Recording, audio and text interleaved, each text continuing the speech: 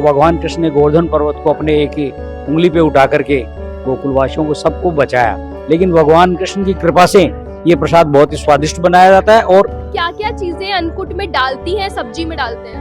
आप मूली डालते हैं, गोभी, टमाटर और पत्ता गोभी, हरी सब्जी सब डालते हैं। अपने हाथ से भगवान का भोग बनाया जा रहा है और श्री कृष्ण से जुड़ा ये त्योहार है। और जब गौ माता सब देवता वास है तो उसका गोबर है तो वैसे पवित्र हो गया। गोवर्धन पूजा प्रकृति, अन्न और पशुधन के प्रति हमारी कृतज्ञता को दिखाती है। ये पूजा दिवाली के अगले दिन की जाती है। दिवाली पर एक ग्रिष्ट भोजन किया जाता है, मिठाइयाँ होती है, ग्रिष्ट प्रकार के पूड़ियाँ, पकौड़ियाँ और हर तरीके के मिष्ठान हम ग्रहण करते हैं। लेकिन उसके अगले दिन गोवर्धन पूजा के दिन पहले गोवर्धन भगवान की पूजा की जाती है और उसके बाद किया जाता है अन्नकूट की तैयारी। अन्नकूट की तैयारी में हरी सब्जियां, अन्न सब कुछ तैयार करके बनाया जाता है गोवर्धन भगवान का। और अन्नकूट का प्रसाद श्री कृष्ण भगवान का प्रसाद, और वो प्रसाद इतना अलौकिक होता है कि उसे अमृत के समान बताया जाता है और पूरे साल उसकी तैयारी में लोग जुटे रहते हैं। आज हम सभी से मिलकर जानेंगे और समझेंगे कि क्या कुछ महत्व है इस त्योहार का और कैसे मनाया जाता है गोवर्धन का पर्व। अन्नकूट की तैयारी यहाँ चल रही है और बाजरा यहाँ पर है और मूंग यहाँ पर है और इसी के साथ ये लोग तैयारी कर रहे हैं। एक एक छान के तैयार किया जा रहा है ताकि अन्नकूट का जो भोग है, जो प्रसाद है, वो शुद्धता के साथ तैयार हो।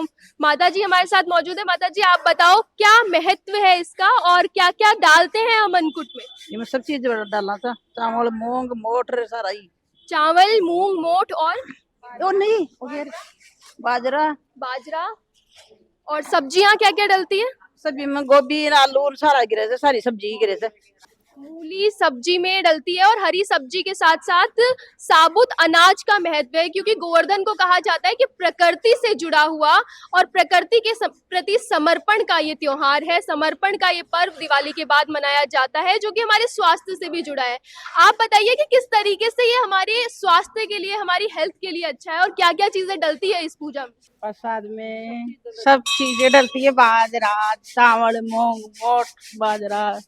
तो सुबह से ही तैयारी क्योंकि शुरू हो गई है, भोजन तो शाम को पुरसा जाएगा, तो आपने अभी सुबह से क्या क्या तैयारियां की है और अंतिम रूप से भोग में क्या क्या तैयार होगा? कढ़ी बनेगी, पूड़ी बनेगी और वो सब पूरा भोग एक बार बताइए। खड्डी, बाजरा, चावल, मूली की सब्जी सभी बनेगी। हाँ।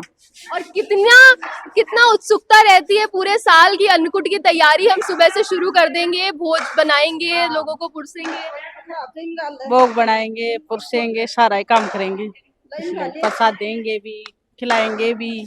देखिए अन्नकूट का भोग बनाने की तैयारी आप लोग कर रहे हैं। आज गोवर्धन पूजा भी आप लोगों ने की, तो क्या कुछ महत्व आज के दिन का होता है? दिवाली के बाद अगले दिन हम ये पर्व मनाते हैं, और गोवर्धन पूजा का महत्व और अन्नकूट का महत्व क्या है? अन्नकूट का तो महत्व यही है भाई, ये है सबको प्रसाद मिलता है, ये तो है ना। और ये हरी सब्जी सब मिलती है, इसी का मायने ये है प्रसाद भोग सबके लिए अच्छा है। ये सबके लिए अच्छा है। हाँ, स्वास्थ्य के लिए भी अच्छा स्वास्थ्य के लिए भी अच्छा है और समझ लो ये मेहनत है ज्यादा ही।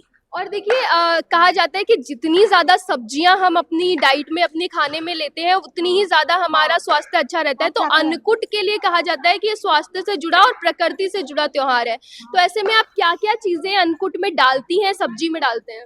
आप मूली डालते हैं और लौकी, प्याज, गोभी, टमाटर और पत्ता गोभी, हरी सब्जी सब डालते हैं। उस सब्जी को शायद राम भाजा कहा जाता है, अगर मैं राम भाजा। जी बिल्कुल, राम भाजा ये लोग तैयार कर रहे हैं। और राम भाजे के बारे में मैं आपको बता दूं कि उसमें हरी सब्जियों का महत्व बहुत होता है। पालक डलता है, बथुआ डलता है, लौकी डलती है। वो आप देखिए पालक किस कटा हुआ रखा है और लौकी, एक एक सब्जी मिक्स करके एक मिक्स वेज जिसे हम कहते हैं, जो हेल्थ के लिए बहुत बेनिफिशियल माना जाता है, वो हमारे अध्यात्म से जुड़ा है। और दिवाली के अगले दिन हम ये पर्व मनाते हैं। आप देखिए सुबह से ही ये सब तैयारी में जुटे हैं। गोवर्धन पूजा के बाद से ही तैयारी शुरू हो जाती है और एक एक चीज अपने हाथ से काटी जा रही है, अपने हाथ से भगवान का भोग बनाया जा रहा है और श्री कृष्ण से जुड़ा ये त्योहार है। और भी लोग हमारे साथ मौजूद है। अम्मा से मैं पूछूंगी कि कब से, कितने सालों से अम्मा आप गोवर्धन पूजा कर रही हैं और गोवर्धन पूजा में क्या क्या होता है, पूजा कैसे करते हैं? चूरमू दाल बाटी बनावे, और गोवर्धन को बनाओ जे चूरमो सभी बनावा जावा। नहीं पूजा करवा जब बैठो छो पूजा करवा जब बैठो छो तो गोवर्धन महाराज ने कशा बनाओ छो गोबर सु फिर काई काई पूजा हो छे जो बताओ। काई काई दियो जला लिया और माला बना लिया, माला पहरा दिया और दही सुबह जमावा, बीड़ी भी पावा। हाँ, गोवर्धन जी को बीड़ी पिलावा। जब सुबह से तैयारी में जुटे हैं तो ये बताइए कि क्या क्या सब्जियां हैं और कैसी तैयारी है। इसके अलावा ये भी बताइए कि पौराणिक कथा के बारे में हम कुछ जानते हैं कि गोवर्धन भगवान कौन है और हम इन्हें क्यों पूजते हैं। सब्जी में तो जहाँ मूली की सब्जी, गोभी, गड्ढो मतलब पूरी सब्जियां डाला जा। और बाजरो अनकुट बनाओ जा तो भी बाजरो मूंग चावल और ये सब चीजें डाल बनाओ जा, फिर भगवान को भोग लगाओ जा कृष्ण जी का। और मीठे में चावल बनाते हैं। मीठे में चावल बनाते हैं। चावल की खीर या चावल चावल तो भोग की प्रसाद की तैयारी तो आप करने में जुटे हैं, लेकिन पूरे साल इंतजार रहता है इस भोग का। हाँ, बहुत इंतजार रहता है। क्या और राम भाजे का सब चीजों का रहता है हमें। कैसी चल रही है गोवर्धन की तैयारी और क्या कुछ इसके पीछे कहानी है। ये गोवर्धन की तैयारियां बहुत जोर शोर से चल रही है। ये भगवान कृष्ण का मंदिर है, राधा कृष्ण का मंदिर है, माचड़ा में, मोतीबंदा माचड़ा के अंदर स्थित है, ग्राम जयपुर में। और ये तैयारियां बहुत ही सभी के सहयोग से, मंदिर के जो कमेटी बनी है उसके सहयोग से और जनता के सहयोग से, कॉलोनी वासियों के सहयोग से, सभी के सहयोग से मंदिर का ये कार्यक्रम का आयोजन किया जा रहा है गोवर्धन पूजा का। और इसमें गोवर्धन पूजा के अंदर भगवान कृष्ण ने जो गोवर्धन पर्वत को धारण किया था, इंद्र के प्रकोप से, जो इंद्र ने वर्षात की थी, तो उसके प्रकोप से जब चारों तरफ पानी पानी हो गया और जो वहाँ से के वासी जब इसमें डूबने लगे तो भगवान कृष्ण ने गोवर्धन पर्वत को अपने एक उंगली पे उठा करके और इसको पूरे वासियों को, वहाँ की गायें, वहाँ के वासियों को, गोकुल वासियों को, सबको बचाया। और इसी के उपलक्ष्य में उस दिन बाद में ये कार्यक्रम चालू रहता है। और प्रतिवर्ष दीपावली के दूसरे दिन जब भी ये गोवर्धन का कार्यक्रम चालू होता है, और हर मंदिर में, भारत के प्रत्येक मंदिर के अंदर ये कार्यक्रम बड़े धूमधाम से मनाया जाता है। और अन्नकूट के भोग का बड़ा मान्यता है। अन्नकूट के भोग में क्या क्या बन रहा है और क्या क्या बनता है हर साल।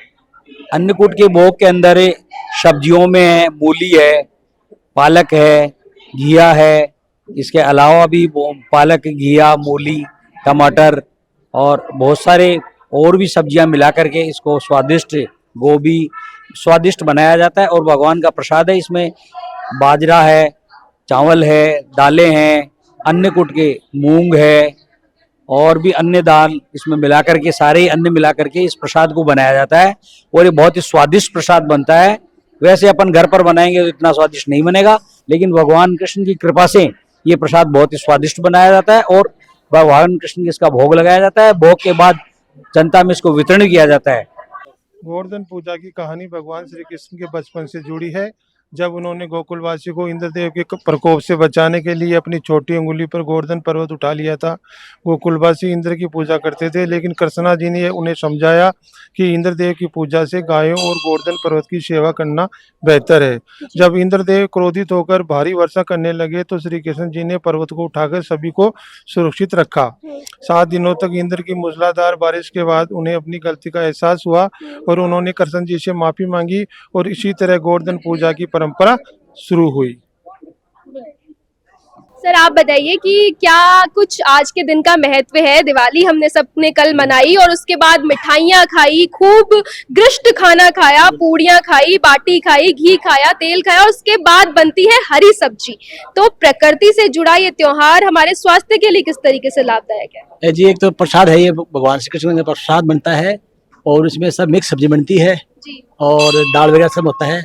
प्रकृति से दी हुई चीज है ये, और ये भगवान से भोग लग जाता है तो अपना एक अपना प्रसाद बन जाता है। और प्रसाद बनने के बाद में जो भी खाता है ना, तो वैसे ही स्वास्थ्य के लिए हर चीज के लिए फायदेमंद चीज होती है।